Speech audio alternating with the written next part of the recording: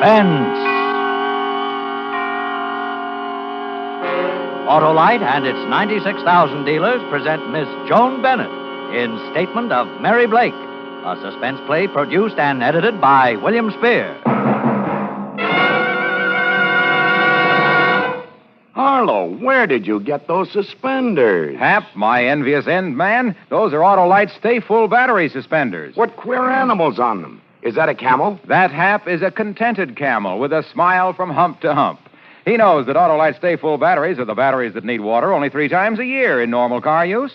And that's because they have over 3 times more liquid reserve than batteries without Stay Full features. Wow, what's this dancing dervish doing? He's celebrating his release from camel watering. Just got a new Stay Full battery. This is gonna kill me. Do Autolite Stay Full batteries do handstands, too? On my suspenders, they do, because Autolite Stay Full batteries give 70% longer average life than batteries without Stay Full features, according to recent tests based on SAE life cycle standards. And remember, too, Autolite Stay Full batteries need water only 3 times a year in normal car use. Anything else, Wilcox? Just one more thing. You're always right with Autolite. And now, with Statement of Mary Blake and the performance of Miss Joan Bennett, Autolite hopes once again to keep you in suspense.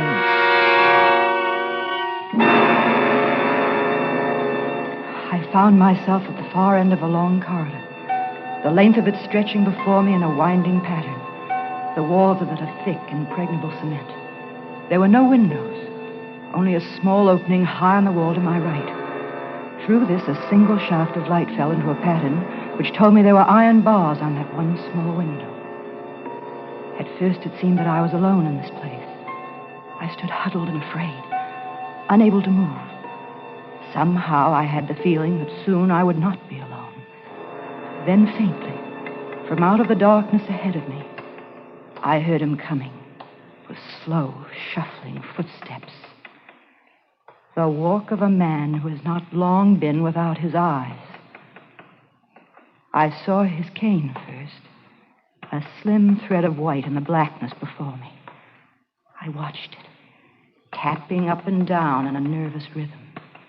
Tapping, coming closer, closer. I felt the muscles in my throat tighten in an effort to scream. But I made no sound at all, nor did I move. I just stood there and waited, and watched him come toward me. Then in the next instant, his face was caught in the shaft of light, and I saw him very clearly. The searing marks of pain were there, and with them the lines born of brooding and evil. And I looked for a long time at that face, and I found myself wondering, if I could see behind those dark glasses, would I find in his sightless eyes any sign of repentance?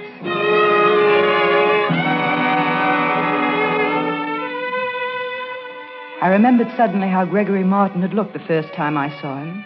His tall form standing with casual poise in the doorway. That handsome face creased by the broad smile that bid me welcome into his home.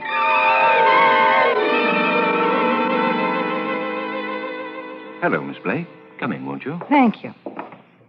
Here, let me take your bag. Thanks. Mrs. Martin isn't here just now, so I'll show you your room. Oh?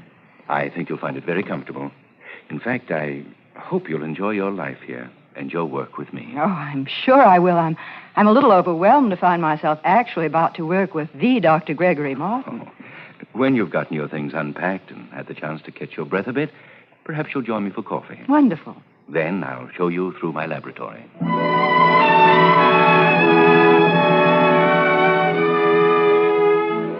I felt no fear at all that first day. My room was luxurious and beautiful, and the laboratory is beyond anything I'd ever imagined in its completeness. I didn't meet Lorna Martin during that first day as a member of the household, but in the evening her husband invited me to join the intimate group of friends that were gathered in front of a glowing fire in their living room. And how about you, Professor? Yes? Let me fill your glass. I have my customary toast to make. Yes, my boy, indeed. I want to join you on that one. Attention, everyone. A toast. The toast. To the lovely Lorna. A woman of such abundant charm that it's Unfair, really, for one man only to call her his.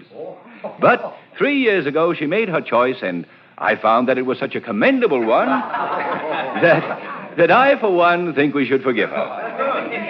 And so, here's to the lovely Lorna, my wife.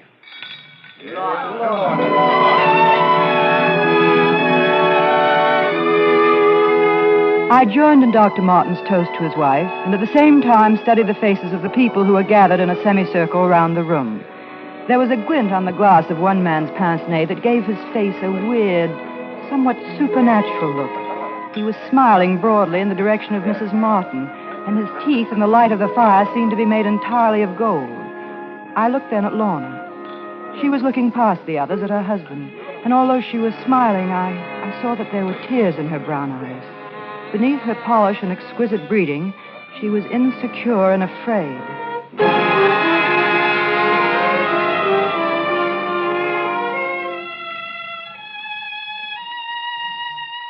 Late that night after the party, I was thirsty, so I put on my robe and went quietly down the carpeted stairs.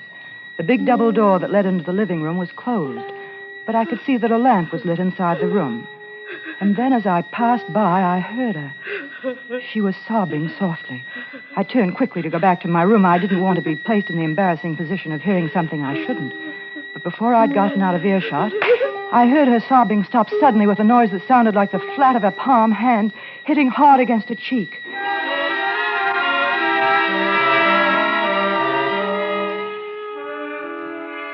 Next morning, I was working with Dr. Martin and loving every minute of it. We worked silently, swiftly, with no regard for anything outside of the task immediately at hand. That is, save for one little thing. Dr. Martin seemed fascinated with a little vial of amber liquid which he kept on a desk. Twice he abandoned his work to walk over to it, lift the glass container up to the window, and study its contents, his lips forming a strange half smile. Why, yes. Yes, that's it, of course. What? I beg your pardon, Dr. Martin. Were you speaking to me? Oh, no, Miss Blake. Talking to myself, I expect. Scientists frequently do, I understand. Yes, I've heard so. My formula, Miss Blake. I just realized it's almost the color of her hair, isn't it? Lorna's, I mean. My wife has very pretty hair, don't you think? I think Mrs. Martin is a beautiful woman in many ways. Well, that's a rather generous opinion to form in so short a time, isn't it? Do you always analyze people so quickly and so flatteringly? How about me, for instance? Well, I don't think you're being fair, Doctor, but since you asked, I'd say you're a man of great charm and certainly a scientist of remarkable ability. I should be pleased, I suppose. However, it sounds like generalities. I think I'll have to see what I can do toward creating a more specific impression. Yes. Truly beautiful color, isn't it? I've never seen anything quite that shade of amber. What is it, Doctor? It's a mixture of my own. I'll let you in on it someday, soon. But meanwhile, I'd advise you to keep clear of it. I think I could safely claim it to be the fastest acting poison in existence. A new experiment, Doctor? The most exciting experiment to which a scientific mind can apply itself. And I have every confidence that I'll be able to work it out to a successful conclusion. Sounds challenging, Doctor. I hope I'll be allowed to work on it, too. I assure you, my dear Miss Blake, I wouldn't attempt this particular experiment without you.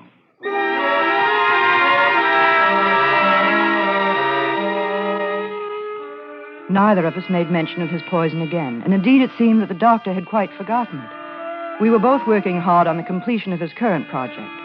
Lorna Martin worked with us part of the time, and it was only then that I learned she had previously always assisted her husband with his work. It was, in fact, Lorna who suggested the final step that led him quickly to the result he had been striving for. We worked from early morning until late at night, and on the third day towards midnight, the project was completed.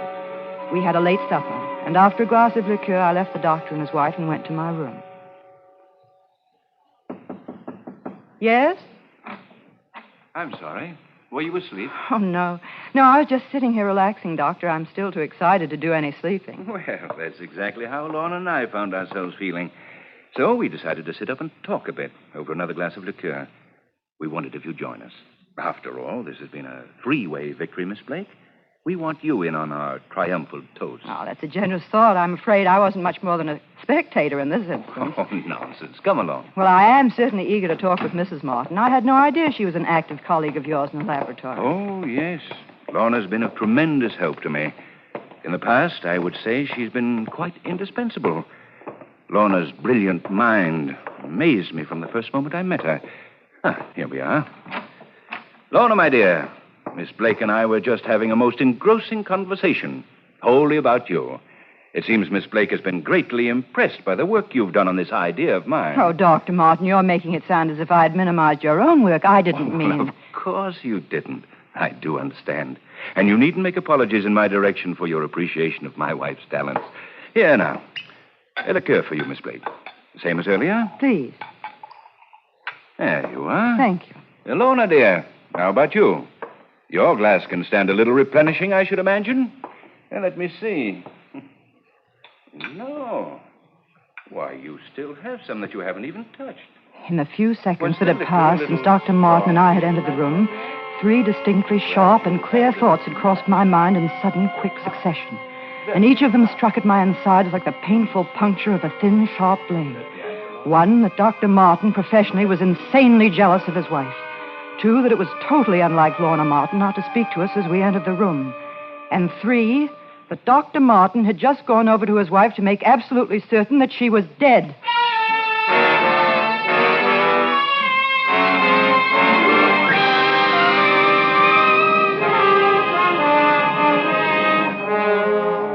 Autolite is bringing you Miss Joan Bennett in Statement of Mary Blake, tonight's production in radio's outstanding theater of thrills, Suspense.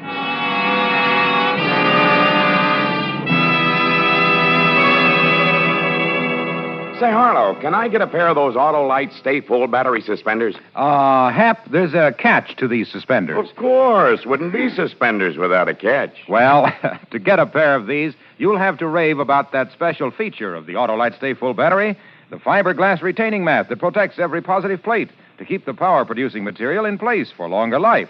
70% longer life, in fact, than batteries without Stay Full features. And this is proven in recent tests based on SAE life cycle standards. Doesn't anyone but you have a pair of those wonderful, wonderful suspenders? No. These suspenders were made for me by a happy car owner who recently bought an Autolite Stay Full battery, the battery that needs water only 3 times a year in normal car use.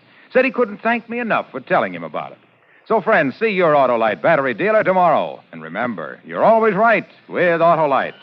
And now, Autolite brings back to our Hollywood soundstage our star, Miss Joan Bennett, in Statement of Mary Blake, a tale well calculated to keep you in suspense. I stood there, unable to speak. Dr. Martin looked at me. He was amused at my reaction to his wife's murder. I rather think I could read your mind quite accurately at this moment, Miss Blake. Why? Why does one do anything? What motivates any action of man? There is a need, a desire, a want behind every action. I wanted to kill my wife. It's as simple as that. The poison. Yes. Come into the laboratory. The poison. We'll look for it. It isn't on your desk. You did kill her with it, but I don't see it. And why have you made it a point to have a witness? I remember now. You talked of this as an experiment, and you told me I would work with you on it. Just what... Patience, my dear girl, patience. And what is the next step, Doctor? To call whom? The police and tell them what? When one discovers that one's wife has been murdered, one naturally calls in the authorities. Oh, yes, Sergeant. Listen carefully, please. This is Dr. Gregory Martin. My address is 12448 Pilgrim Drive. Would you send some men over immediately, please? My wife has just been murdered.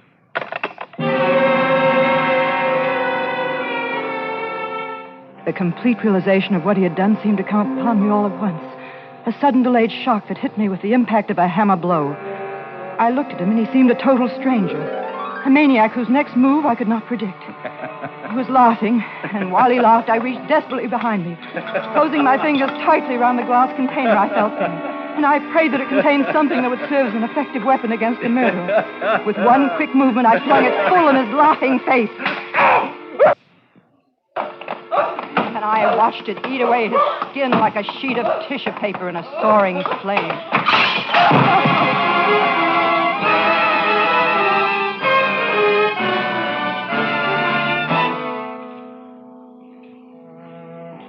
When the police arrived, they found Lorna Martin seated erect and beautiful in the chair in the sitting room, while her husband writhed in pain on the floor of his laboratory. I was at Dr. Martin's desk, they said. I remember lifting my eyes to follow mutely the movements of the men who streamed into the room.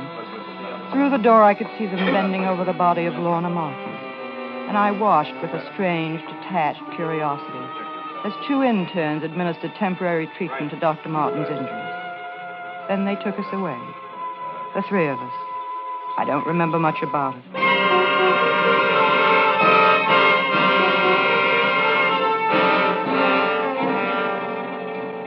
Do you want to talk now?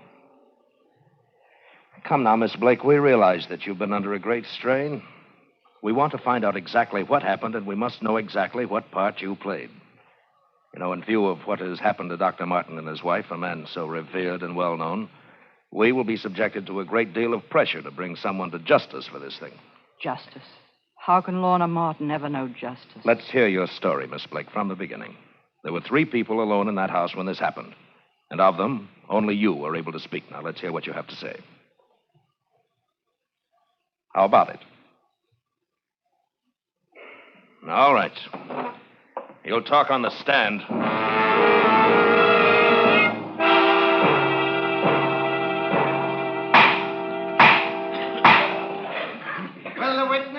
Take the stand? You swear to tell the truth, the whole truth, nothing but the truth, so help you God? It was like a dream still. The setting now is a court of justice. And I sat numbly among strange faces and gesturing hands and questioning voices. Please tell the court. I could hear words tumbling towards me and then float you have softly away, known only to Dr. return Gregory with Martin, renewed force. please? Dr. Martin has been my close friend and associate for over a dozen years. His fine character cannot be questioned. He and his wife were an unusually devoted couple. This thing that has happened is shocking. You were a frequent visitor in the Martin home for many years, Dr. Lee. Yes? Can you relate to the court any scenes you witnessed in the Martin household which might have an important bearing on this case? I attended a gathering at the Martin home on the very night that Miss Blake first came there. She sat with us in the living room, and throughout the evening I was aware of her studying Dr. Martin with a peculiar intensity. It was extremely odd. As the medical examiner on this case, will you please tell the court your findings which revealed the cause of Lorna Martin's death? Mrs. Martin was poisoned. The poison was in liquid form, taken internally. It was obviously expertly prepared by someone well acquainted with scientific formulas, someone who had access to an excellently equipped laboratory. Please tell the court whose fingerprints were found on the liqueur glass from which Lorna Martin drank the poison that killed her. We found on the glass the prints of Mrs. Martin and those of Mary Blake. And no others? No, sir. No others. Did you discover any more of the poison like that which was used to kill Mrs. Martin? There were several drops of it left in the glass from which Mrs. Martin drank. Later, during our investigational search of the entire house, more of the poison was found. And will you please tell the court where the remainder of that poison was found? Yes, sir. In a perfume bottle on the dressing table in the room of Mary Blake. The voices floated in and out and around the room. And some of the words hit against the walls and echoed back at me. Then I rode on them to the front of the room, and the voices were loud and strange, and my senses seemed blocked by them, and by a hand that pointed towards me, and a face that swung down at me like an inflated comic balloon. I almost laughed. Perhaps I did. Can you, Mary Blake, in any way account for the fact that only Mrs. Martin's and your own fingerprints were found on the glass of poison? Can you give the court any explanation for the perfume bottle containing the remainder of the poison being found in your room? Mary Blake, can you in any way explain the testimony we have heard repeatedly during this trial of your unusually strong personal interest in Dr. Martin? The words were strung like beads on a string and wound round and round me until I felt them so tight it seemed I couldn't breathe. Then suddenly the voice that was strangling me with the words came through to me clearer and louder than ever before. And this time the words were built in a big stick and it was carefully aimed and swung straight towards me. The prosecution at this time is able to bring forth its most important witness. We ask, however, that due consideration be given him by all those present in this courtroom, as his condition is still very serious. He has suffered from extreme shock, and as a result of the injuries he recently sustained, he is and will forever remain totally blind. Now, clerk, will you please inform the nurse outside that she may now bring the doctor into the courtroom. The prosecution calls to the stand Dr. Gregory Martin. He came in, seated in a wheelchair.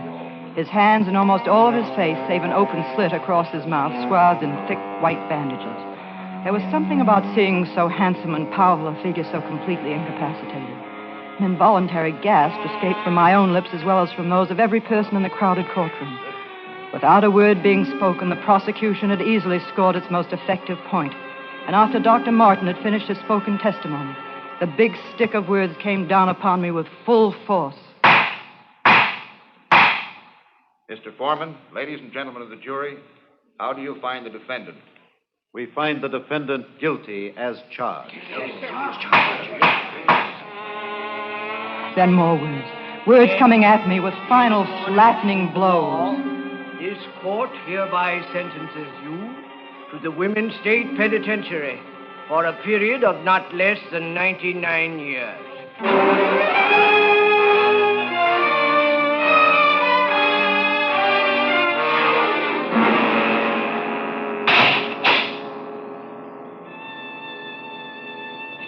I found myself at the far end of a long corridor, the length of it stretching before me in a winding pattern, the walls of it of thick, impregnable cement. There were no windows, save for a small opening high on the wall to my right. Through this, a single shaft of light fell into a pattern which told me that there were iron bars on that one small window. At first, it seemed that I was alone in this place. I stood huddled and afraid, unable to move. Somehow I had the feeling that soon I would not be alone. Then faintly, from out of the darkness ahead of me, I heard him coming with slow, shuffling footsteps. The walk of a man who has not long been without his eyes. I saw his cane first, a slim thread of white in the blackness before me. I watched it, tapping up and down in a nervous rhythm, tapping, coming closer, closer. I felt the muscles in my throat tighten in an effort to scream, but I made no sound at all, nor did I move. I just stood there and waited, and watched him come toward me. Then, in the next instant, his face caught in the shaft of light, and I saw him very clearly. Mary Blake, wake up. Come on now, get hold before you rouse the whole block. Come on now. Oh, we can't have this every night. What's that dream? I can't stop dreaming. It isn't fair. It isn't fair. I don't belong here. I didn't do anything, but I'm here. He still won't leave me alone, not even in my sleep. Oh, there, you see, Warden. That's the way it is every night. We can't seem to That's do enough, it. Matron. We're releasing Mary Blake. What did you say? You're free, Miss Blake. The nightmare is over. Come with me, and I'll tell you what has happened.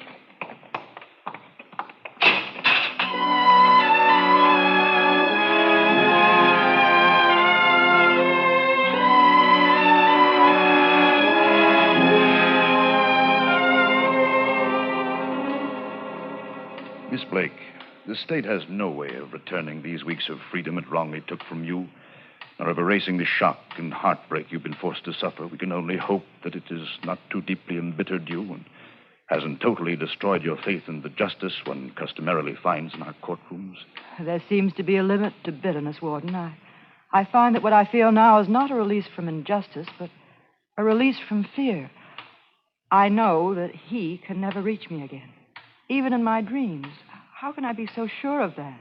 Well, it's another of the things that can't be accounted for rationally about this case. It leads one to wonder if some metaphysical force wasn't put to work in place of the erring machinery of justice. Miss Blake, when you blinded Dr. Martin, you limited his vision to mental images. And over the period of time that has lapsed since the day you received sentence, it seems the doctor's mind would not free him from one particular visual experience. He, too, suffered from a recurring dream, which, due to his impairment, was inflicted upon his waking as well as sleeping hours. The dream, did he describe it? Oh, he did, in detail. It seemed that there was... Slow, groping steps. I entered a narrow corridor. With my hands, I felt that the walls were of a thick, impregnable cement. And the tap of my cane produced an echo that told me the corridor was one of interminable, winding links. I did not want to enter nor walk through it. Yet it seemed that I was forced to. And the walking, seemed endless. I wanted to cry out, but could find no voice. I wanted to see a single light from a window or an open door to know that there was somewhere an end to the blackness. But there was no light and no end. I wanted to turn back, but there was no turning back and no end to my walking. And although I had the feeling of being alone in this place, I knew that I was not alone and never would be. And it was worse than being alone. For though I could not see her, and though she did not touch nor speak to me, I knew she was there. And for me, she would always be there. Mary Blake, my accuser. For she is the innocent, and I am the guilty. And for the innocent, there is always a freedom. And for the guilty, there is never an escape.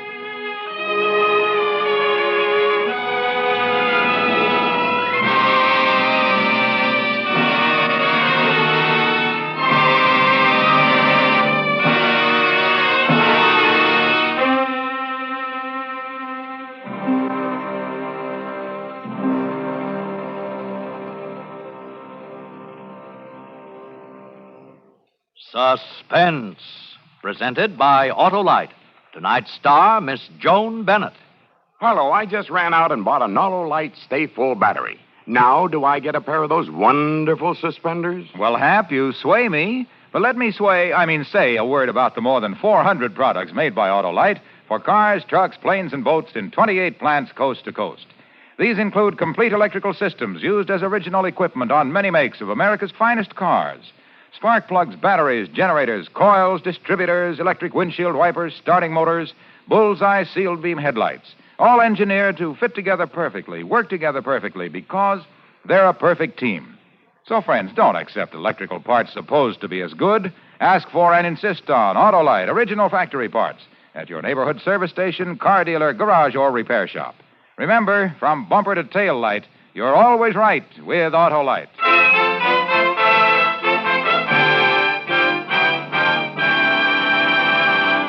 Next Thursday for Suspense, our star will be Mr. John Lund. The play is called The Man in the Room, and it is, as we say, a tale well calculated to keep you in suspense. Tonight's Suspense play was produced and edited by William Spear and directed by Norman MacDonald. Music for Suspense is composed by Lucien Moraweck and conducted by Lud Bluskin. Statement of Mary Blake is an original play written for radio by Shirley Gordon. Miss Joan Bennett will soon be seen in the MGM production, Father of the Bride. In the coming weeks, you will hear such stars as Claire Trevor and Charles Boyer. Don't forget, next Thursday, same time, Autolite will present Suspense, starring John Lund.